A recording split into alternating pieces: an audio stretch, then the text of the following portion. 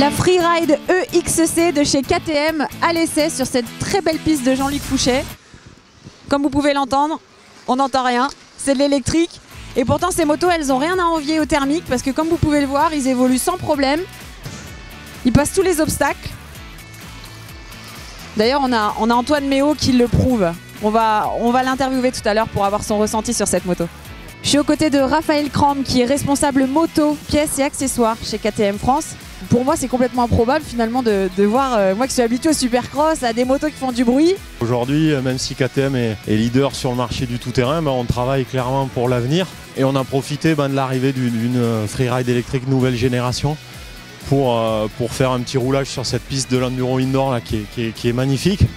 On se doit en tant que leader de réfléchir à ce que sera la moto tout-terrain de demain. Moi j'imagine un supercross silencieux, tu vois ce que je veux dire? Moi le premier, en tant qu'enduriste, j'aime bien les courses de moto avec du bruit. Aujourd'hui, c'est pas un produit qui est fait pour remplacer une moto d'enduro classique. C'est plus un produit pour faire des roulages, des manches en fait, d'un quart d'heure, 20 minutes.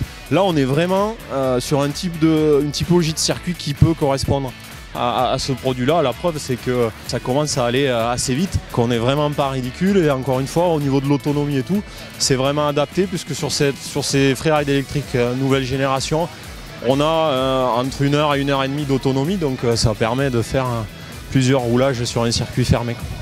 Antoine Méo, pour ceux qui ne l'ont pas reconnu, mais qui ne peut pas le reconnaître, 4e au Dakar cette année. Antoine, est-ce que c'est la première fois que tu t'essayes comme ça sur une électrique?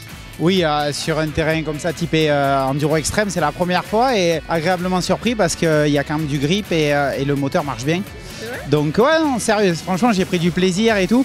Et c'est même surprenant, le bruit des impacts, ça fait un peu peur les premiers tours, mais après c'est assez agréable. Pourquoi d'habitude ça c'est masqué en fait par le bruit du moteur sur la thermique? Et oui, on s'en rend pas compte le bruit de la moto, mais là du coup on entend les plastiques qui tapent, les impacts des roues. Alors on n'a pas l'impression d'avoir tapé très fort et en fait ça fait un bruit. Mais non, c'est une très bonne expérience et c'est agréable. Et au niveau des performances, est-ce que c'est pareil?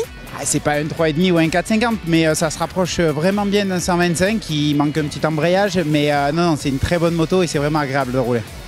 Dans un futur proche, est-ce que tu t'imagines sur un Dakar avec une électrique? Il faut une rallonge assez longue quand même.